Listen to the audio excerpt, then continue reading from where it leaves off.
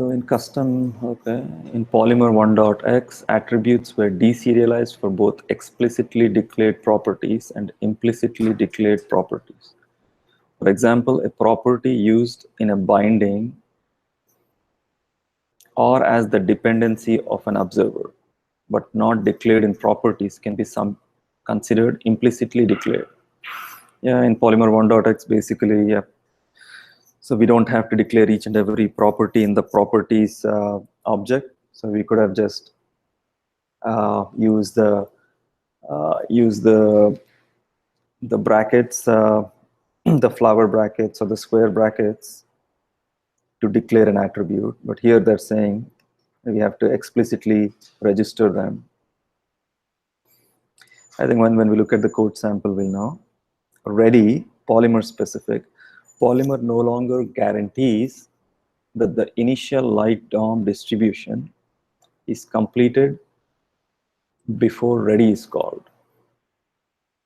Okay, so this will be a major change. I think we have a ton of code that uses ready.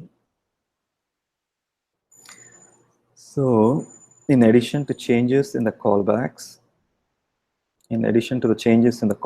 note that the lazy register option has been removed, and all meta programming, parsing the template, creating accessors on the prototype, and so on, is deferred until the first instance of the element is created. Okay. So I don't think we use, in my app, we don't use lazy register. So this shouldn't be a problem.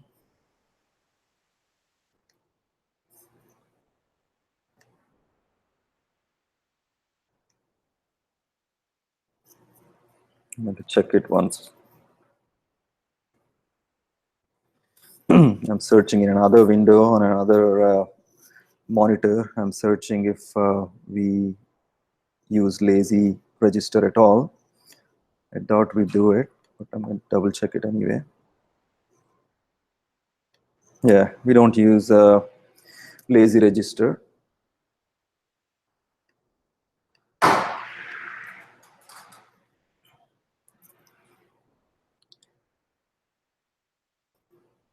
So the next one is type extension elements. One second, let me close the door.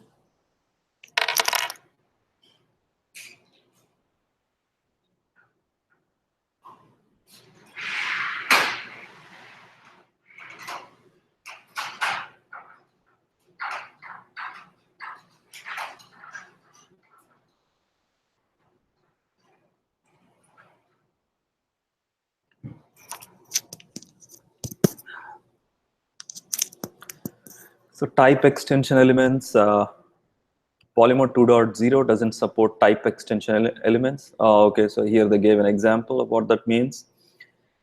Type extension support is still included in custom elements v1 spec as customized built-in elements and scheduled for implementation in Chrome. So at a later time, they will support it, I think.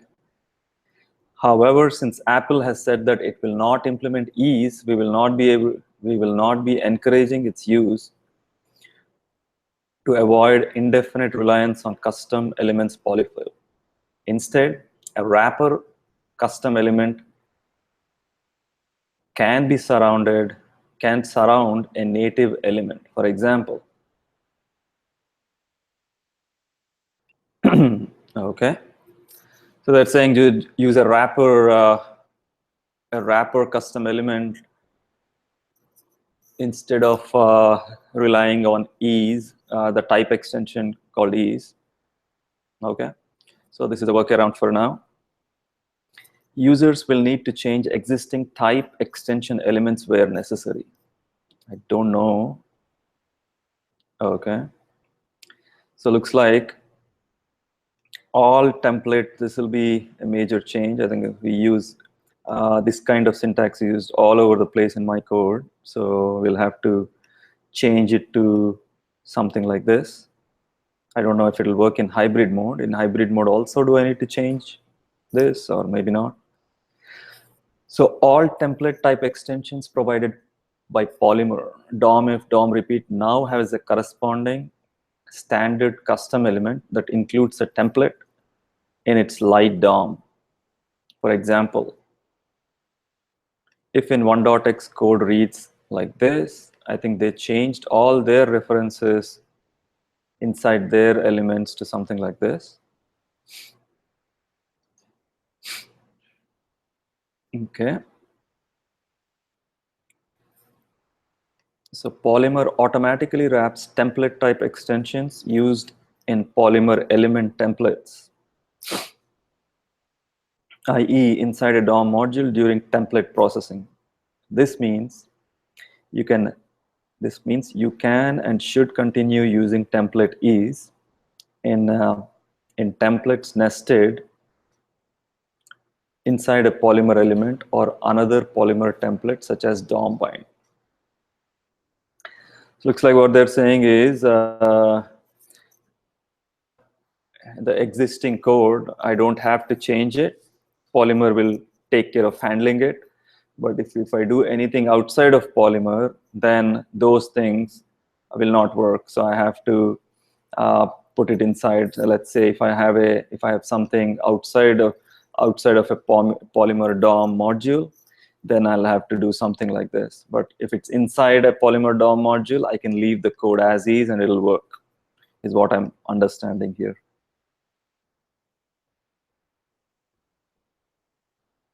So this is what they're saying. This means you can and should continue using template is, which is good. So templates used in the main document, such as index.html, must be manually wrapped. Okay. I don't have any. We don't have any templates in the main document, so this shouldn't be a problem. So the custom style element has also been changed to a standard custom element that must wrap a style element.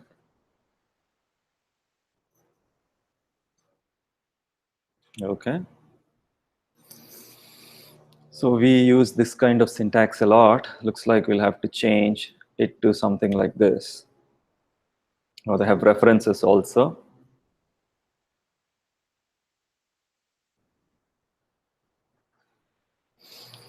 Okay, so again, they have a article referring to what is Apple's position on this. I think that all this wrapping is happening because not all browsers are on board for the standard, so they don't agree. So it looks like this is a workaround for now. So shadow DOM v1, I think we looked at this is all related to custom elements v1.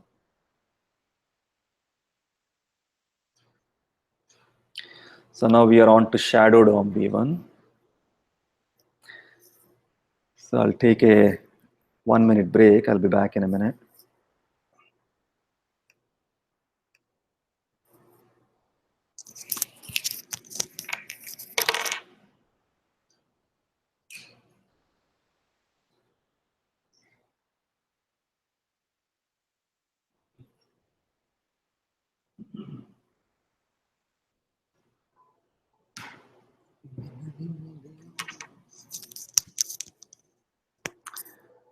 Okay, I'm back. So in Shadow DOM v1, Polymer 2.0 supports Shadow DOM v1. Okay, so it supports the Shadow DOM v1 spec. For Polymer users, the main differences in v1 involve replacing content with the v1 slot. So in my app, we don't use content, so it shouldn't be a big problem for me. So the shady DOM shim that was part of 1.x has been forced out of Polymer and added to the Web Components Lite JS polyfill bundle, along with the released shim for CSS custom properties. Okay. So the new version of Shady DOM no longer exposes an alternate Polymer.dom API, but instead patches the native DOM API. So 2.0 users can use the native DOM APIs directly. Basically, they're saying that in the first one, they're saying shady DOM shim has been moved to web components light.js polyfill. And in the second one, they're saying the new version of shady DOM no longer exposes an alternate polymer.dom API, but patches the native DOM API. So I don't know. So this is a pretty confusing sentence. Maybe the bottom line is in Polymer 2.0, they don't support polymer.dom. They want you to use some native code itself. Let's see how it's done. So for hybrid elements, Polymer 2.0 includes a version of Polymer DOM API that forwards directly to the native API. For 2.0 only elements, Polymer.dom can be eliminated in favor of the native DOM APIs. So basically, they provided, so for hybrid elements, I can still use Polymer.dom is what they're saying, which is good because my migration path will be a little smoother. And then as we go, we'll replace all the Polymer.dom API calls with native calls.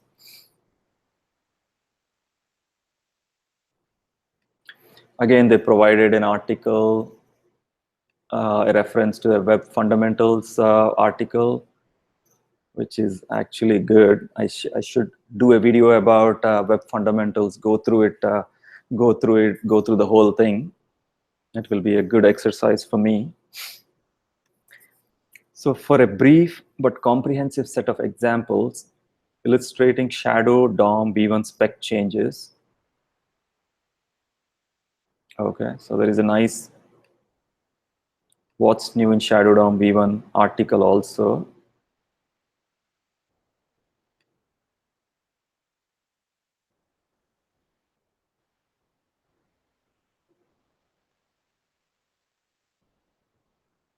Okay. Man, so many things to read. Okay. So data system improvements. Polymer 2.0 introduces a number of improvements in the data system. So that's Shadow DOM v1, by the way. Now we are on to data system improvements. Polymer 2.0 introduces a number of improvements in the data system. Simpler array handling. Eliminates polymer.collection abstraction and key-based paths for array items. Okay. Do not know what that means. I don't know. We don't use polymer.collection abstraction, or we don't use anything explicitly called polymer.collection. Maybe as I go through it, I might know. Batched data changes, which can improve performance as well as correctness. Okay. So it allows for batched data changes. Undefined dependency checks for observers. Computed bindings and computed properties have been removed. These are all called once at initialization time.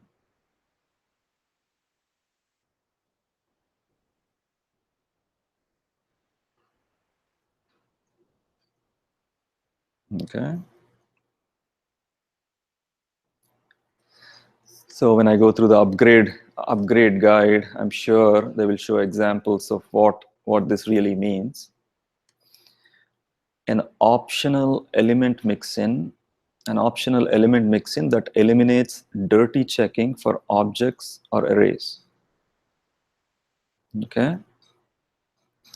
So this means that when you make an observable change to an object or array property, Polymer reevaluates everything below that property, subproperties, array items. Okay. Again, when we look at an example, this will be much more clearer. So this can be useful for applications that can't use the Polymer set and array mutation methods. and do not use immutable data patterns. Okay. Change in property effect order. Okay. I don't know what that means, but only properties listed explicitly in properties can be configured from an attribute. Okay, so now they're saying that we have to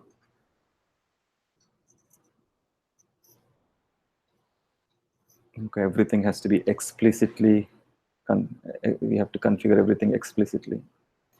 So element initialization, including template stamping and data system initialization.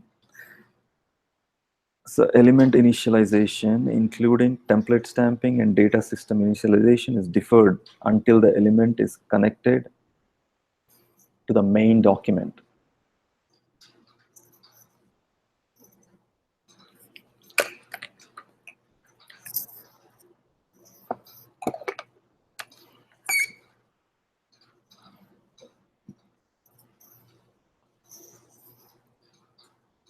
So looks like this is part of the custom element v1 spec changes. So element initialization is deferred.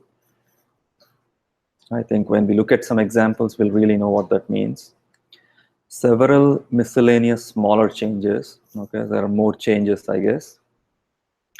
The following section describes these changes in more detail. Okay, so it looks like whatever changes they talked about earlier, the sections below will tell us what those changes are. Dirty checking for objects and arrays. Okay,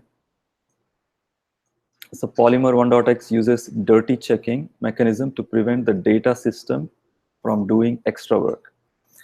Polymer 2.x retains this mechanism by default, but let elements opt out of dirty checking objects and arrays. Okay, so there is an optional, they can opt out of dirty checking objects and arrays is what they're saying. Okay, with the default dirty checking mechanism, the following code doesn't generate any property effects.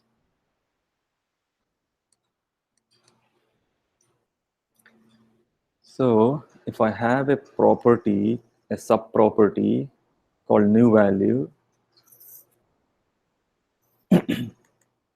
when I do a notify path on property,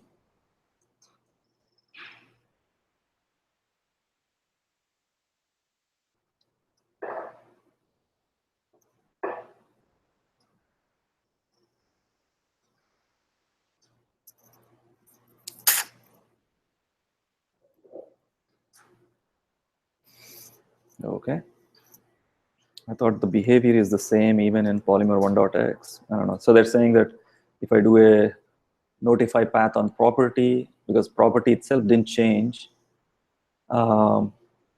basically there won't be anything that will happen. I thought that's how it's supposed to work. So because property still points to the same object, only the sub-property inside or sub-property is the only thing that changed, but property still points to the same object. So instead, you need to use the set method on array mutation methods or call notify path. Here,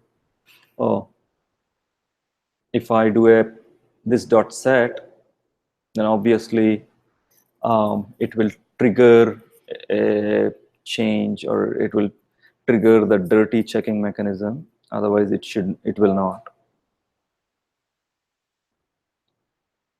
Okay, so here we should have done property dot subproperty, then that would have triggered the dirty checking mechanism also.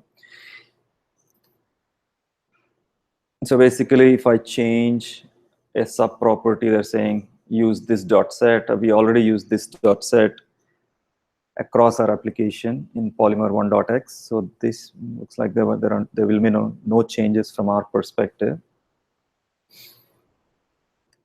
They're saying in general, the dirty checking mechanism is more performant. It works for apps where one of the following is true.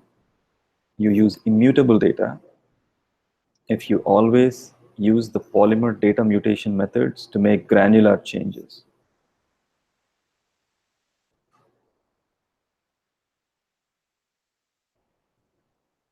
Okay.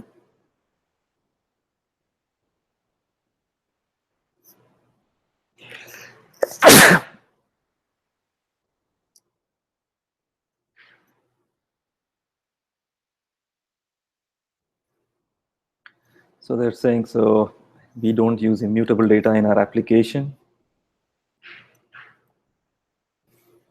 but we do use, we always use Polymer data. We use this dot set to make our mutations. So I don't know what exactly they're talking about here, but maybe when I look at an example, I'll know more. They're saying, however, for apps that don't use immutable data and can't use Polymer data methods, Polymer 2.0 provides optional mutable mixin. Okay. So our app doesn't use immutable data, but we use Polymer data methods. So I don't know if this applies to us, but anyway, Polymer 2.0 provides, if we don't, then Polymer 2.0 provides a mutable data mixin, is what they're saying. So the mutable data mixin eliminates the dirty checking. So the code above would work as intended.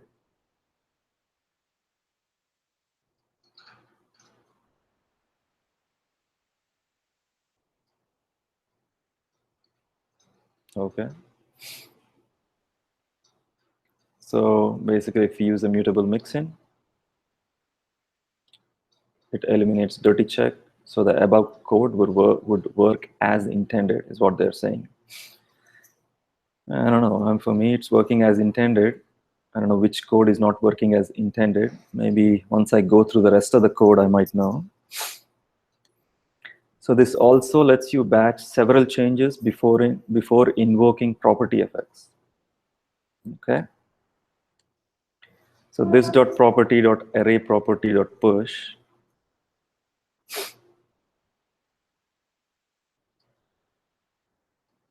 So looks like there is an array, and I'm pushing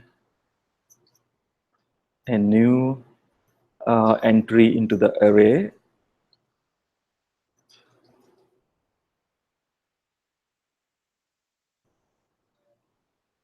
Do not know what. So I don't know where mutable data mixin comes into play in this example. So they have another example. They're saying this dot property dot string property. So they're assigning a new value to it. And there is another property. They're incrementing that property. And they're saying this dot notify path property.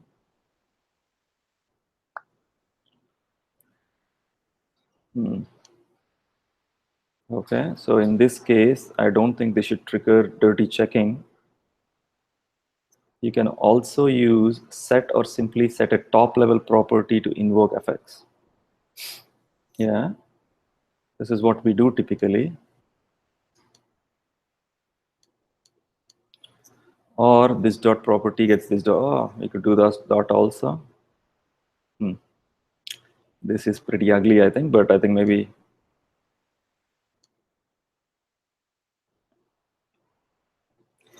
So using set to change a specific subproperty can often be the most efficient way to make changes. Yeah, this is what we do. So we typically only use the set method to set subproperties.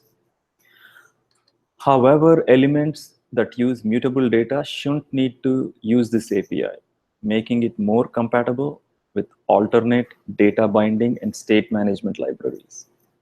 Okay. Note that when you reset a property at the top level, all property effects for that property and its sub-properties, array items, and so on are rerun.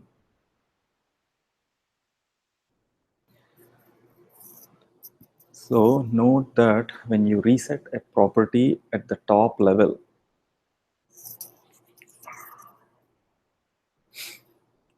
note that when you reset a property at the top level, all property effects for that property and its subproperty, array, items, and so on are rerun. Yeah. So if you change the property at the top level, then it'll trigger changes to everything under it. So if you change the parent object itself, that means all the child properties of the parent properties have also changed. Observers with wildcard paths like prop.star are only notified with the top level change. Okay. So they're giving an example here. Property.star observes fire with the path property. Okay. So if I have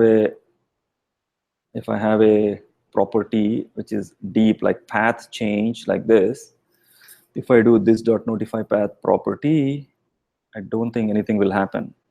Using set to set specific paths generates granular notification. Okay.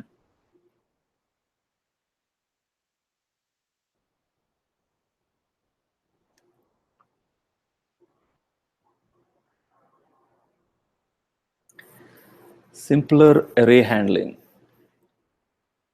The Polymer collection API and its associated key-based path and splice notification for arrays has been eliminated. Darn. Okay.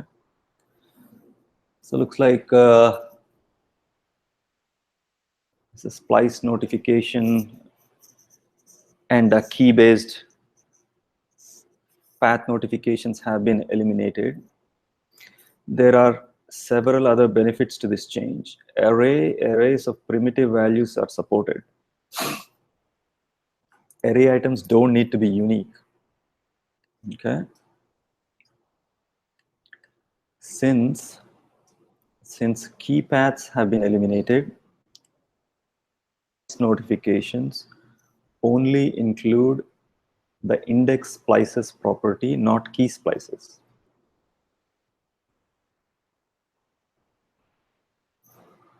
Okay. So key paths have been removed. So I think if you look at an example, this will make more sense, I think. So hopefully the upgrade guide has an example for this. Batched data changes. Propagation of data through the binding system is now batched, such that complex observers and computing functions run once with a set of coherent changes. These two ways to create a set of coherent changes. There's two ways, okay? So it looks like we can batch data changes.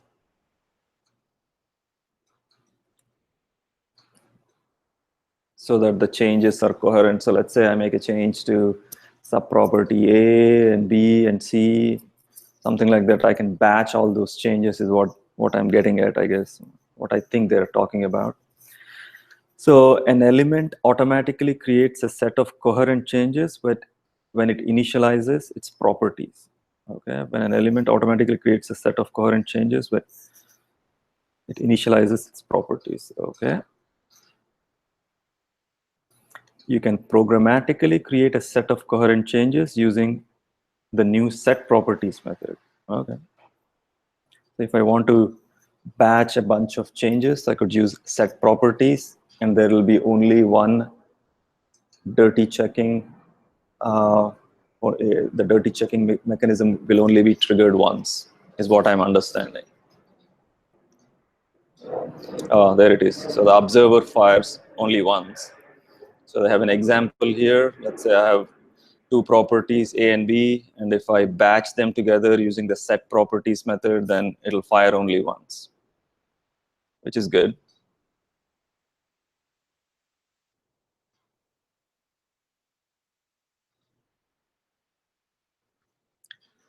So property effect order. In 2.0, observers fire before property change notification. The effect order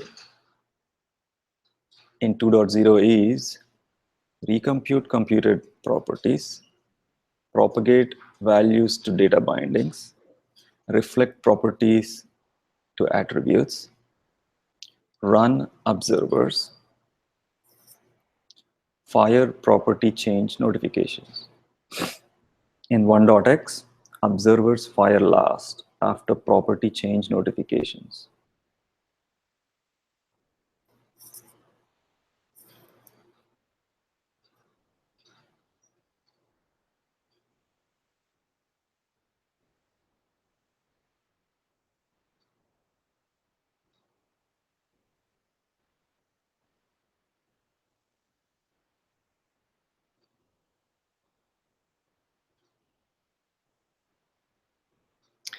In 2.0, observers fire before property change notifications. 2.0, observers fire before property change notifications. Okay, so if you have an observer that gets fired before a property change notification fires. Okay, the effect order in 2.0 is recompute computed properties, propagate values to data bindings, reflect properties to attributes, run observers, fire property change notifications. So typically property change notifications are for external elements. So if I have an element and then there is a change, the first thing that will happen is it will recompute computed properties. And then if I have data bindings, then it will send them to data bindings. And then it will reflect properties to attributes. So okay, and then it'll run observers.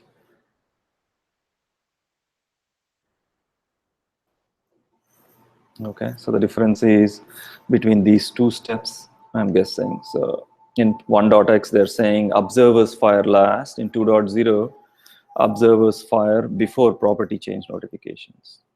Okay, so observer changes. So in 2.x, the checks preventing observers. So in 2.x, the checks preventing observers from firing with undefined dependencies are removed. So it looks like even if the dependencies are undefined, even if your property changes from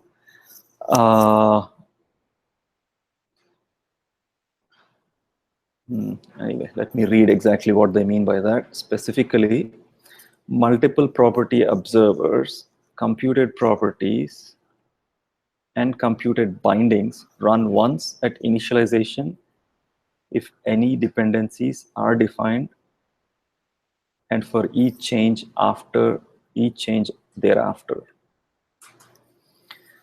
So in multiple property observers,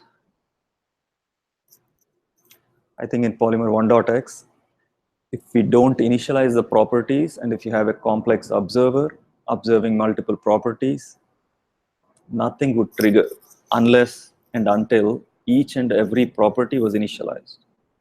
I think the behavior in 2.x is different. So the observer or computing function may receive undefined as an argument value and needs to handle it correctly. So even if it's undefined,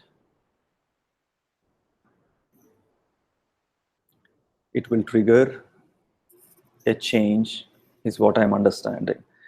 So 2.x also adds the ability to define observers and computed properties dynamically on a per instance basis. 2.x also adds the ability to define observers and computed properties dynamically on a per instance basis. So looks like when I go through the 2.0 guide, I will see what this really means. So miscellaneous data systems. So setting, changing any function used in a computed binding causes the binding to recompute its value using the new function and current property values. Okay. How is this different? I don't know how this is different from 1.0. So basically they're saying that if any of these values change, then it will redo the, it will call the compute value. That's how it used to work before also. Or maybe if both of them have to be initialized before it triggers the compute value function. I wonder if it is going to trigger the compute value, even if there are any changes, even if it's an undefined. Maybe that's what it is. Anyway, let me look at the next sentence. They're saying changing the compute value function causes the binding to be re-evaluated, even if A and B remain the same. Okay.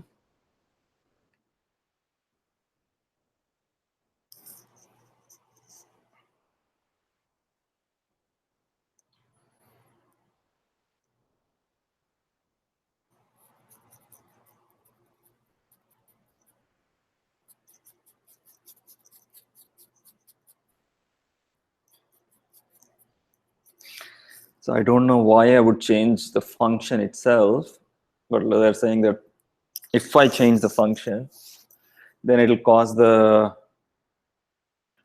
binding to be reevaluated. So this binding will be reevaluated if I change the function also. Okay. So property change notifications, property changed events aren't fired when the value changes as a result of a binding from the host.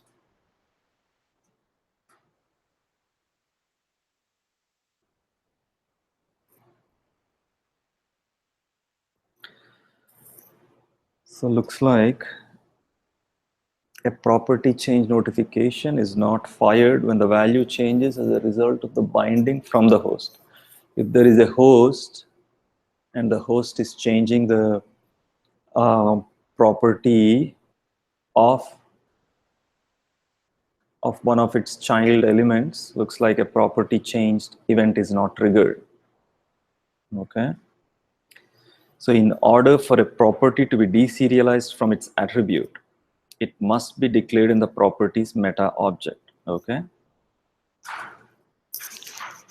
So I think this is a good practice also. Basically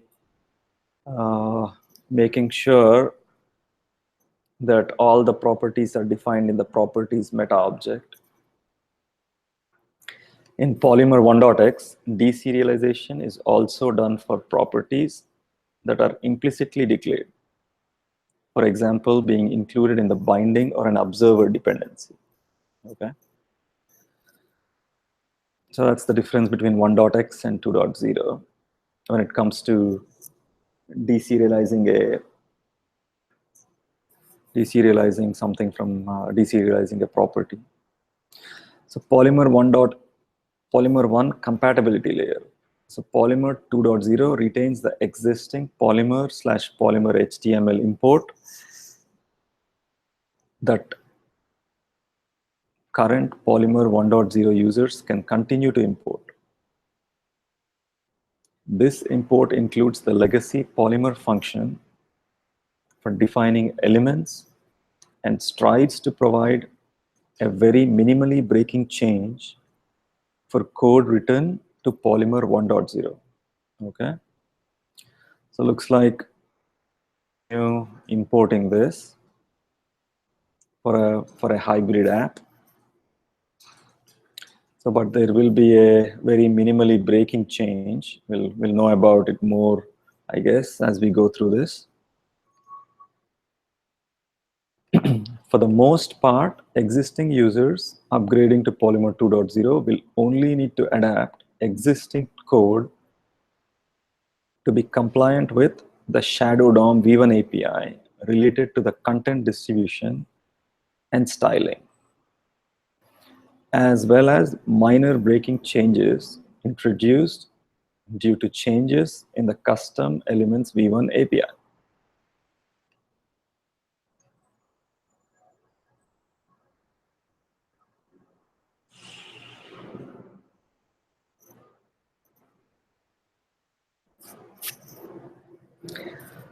So looks like if you're upgrading to 2.0,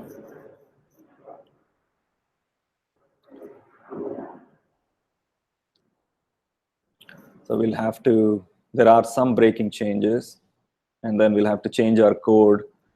We'll have to change our code to work with Polymer 2.0, is what they're saying. So basically, bottom line is there will be some breaking changes for the hybrid elements. So removed methods and properties. In keeping with the goal of reducing unnecessary code, the new E6 base element polymer.element leaves out a number of methods and properties. The removed APIs fall into several categories. Okay, simple sugaring for native DOM APIs. For example, fire and transform. So rarely used attributes and properties like attribute follows and class follows.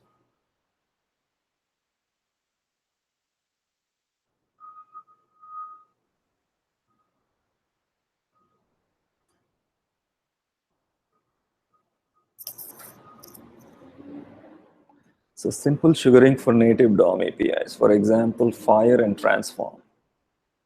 So they removed fire and transform. Rarely used attributes like attribute follows, class follows. We don't use either of these two bullets.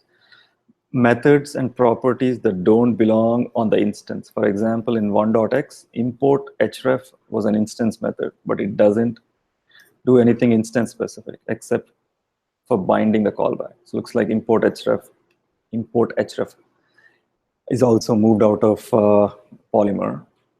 The comprehensive list of missing or moved APIs will be available after the API for Polymer element is finalized. Okay. Browser support and polyfills. When released, Polymer 2.0 should support the same set of browsers as Polymer 1.x. IE11, Edge, Safari 9 Plus, Chrome, Opera, and Firefox. Okay. Polymer 2.0 has been developed alongside and tested with new suite of V1 spec compatible polyfills for custom elements and shadow DOM. Okay.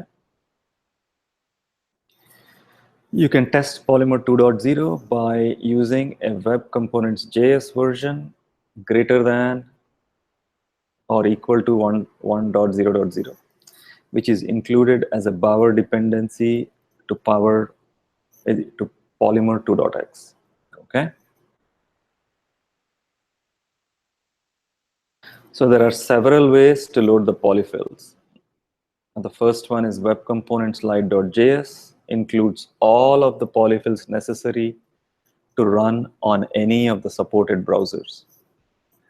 And the second one is Web Components Loader.js performs a runtime feature detection and loads just the required polyfills.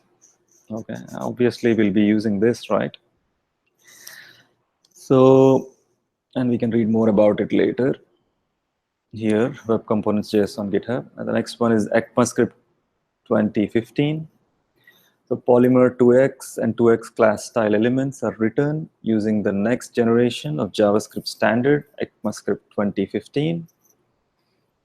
This is required by the new custom element specification. If you're not familiar with E6, it would be useful to familiarize yourself with the basics of E6 as used by Polymer.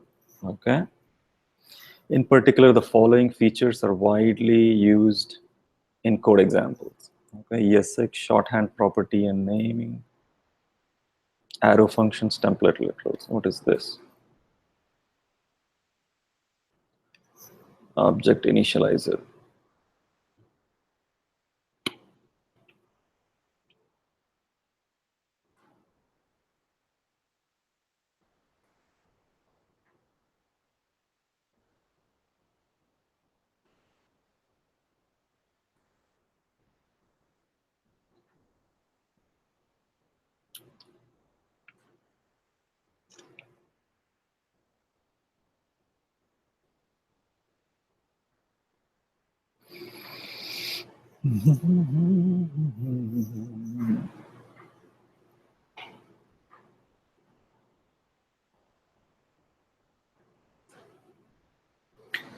Okay.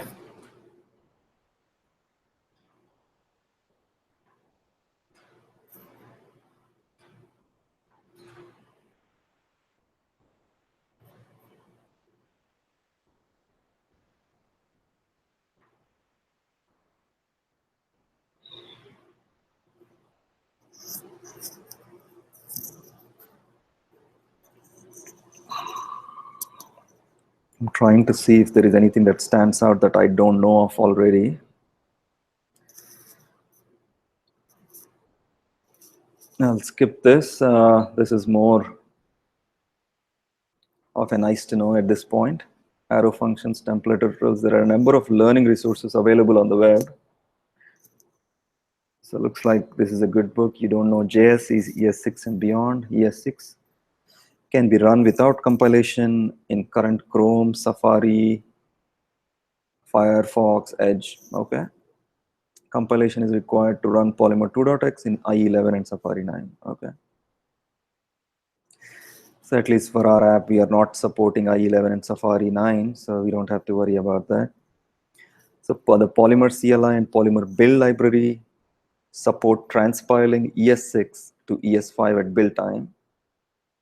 I don't think this is needed because we are going to target only the evergreen browsers, not even evergreen browsers.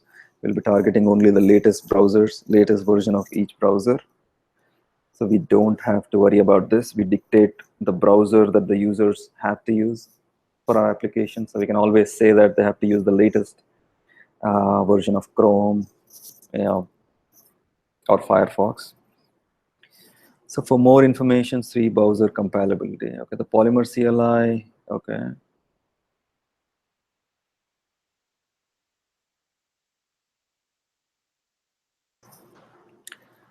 Cool. So the next one is install Polymer 2.0. You can install the latest Polymer 2.x release using Power. So, okay, you can also use Power to install any of the available hybrid elements. Okay. Upgrade an existing project. So we will be using the upgrade guide in the next video, but right now I will skip this. So Polymer element availability, the team is in the process of updating the Polymer elements to use the new hybrid format compatible with both Polymer 1.x and 2.x. The following elements have been updated to support Polymer 2.0 or require no updates.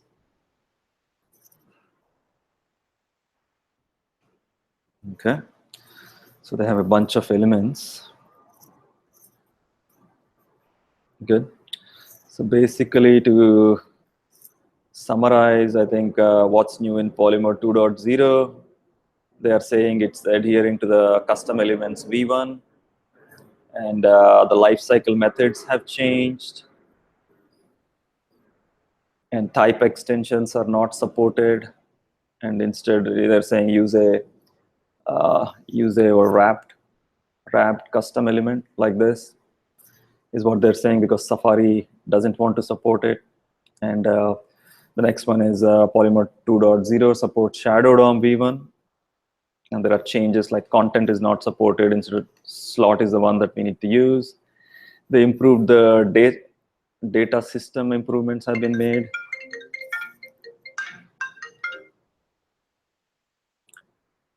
And dirty checking for objects and arrays changed. I do not understand how exactly changed. In our project, we use this dot set and we do granular this dot sets. So for us, I don't know how big of a change this is. Simpler array handling, I have to look at an example to really figure out what this means. Batch data changes, I like it. Looks like they added a new set properties method where I can batch the changes. Property effect order, looks like the property effect order changed. I don't know how big of a effect this will have on our project, because basically the observer changes. The observer runs first, and then property change notifications trigger. And even for undefined, observer changes are triggered.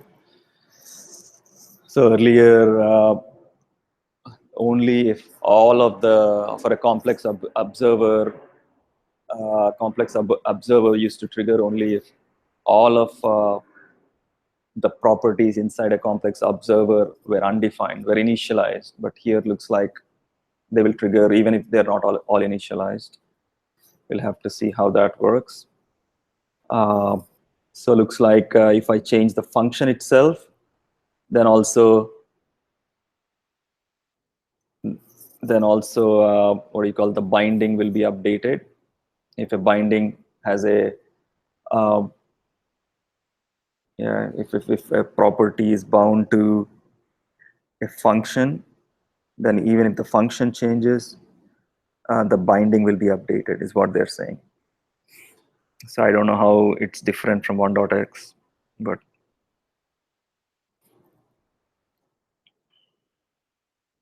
and also I think I have to declare each and every property in the properties object in 2.x for deserialization to happen. So Polymer 1 compatibility layer, I can continue using polymer.html for compatibility's sake. And they removed a bunch of them like fire, transform, attribute follows, class follows, and import href has been moved out of Polymer. I don't know where it is, but we'll know when we go through it. Maybe, yeah, I don't know how to access it. I think the upgrade guide might talk more about it. And browser support, basically they support all the same browsers. And web components loader.js can be used, and it will do a feature detect and load only the polyfills that are needed, which is good. So ECMAScript 2015, okay, they use ECMAScript 2015 standard all over the place. So they have some articles about it, and they show how to install Polymer 2.0, the hybrid elements. Like, I think if I install the latest ones are all hybrid elements, apparently. So I can just install the latest, use the latest elements, and I get the hybrid version of each of the elements. So I have the upgrade guide, and all the elements that were updated, that have been upgraded to 2.0 have been listed here. And that's a summary of what's new in Polymer 2.0. In the next video, I will go through the upgrade guide itself, and I'll actually start upgrading my app and see how long it'll take. Thanks for whoever is listening. If you have any positive feedback, please post it in the comment section. Thank you very much.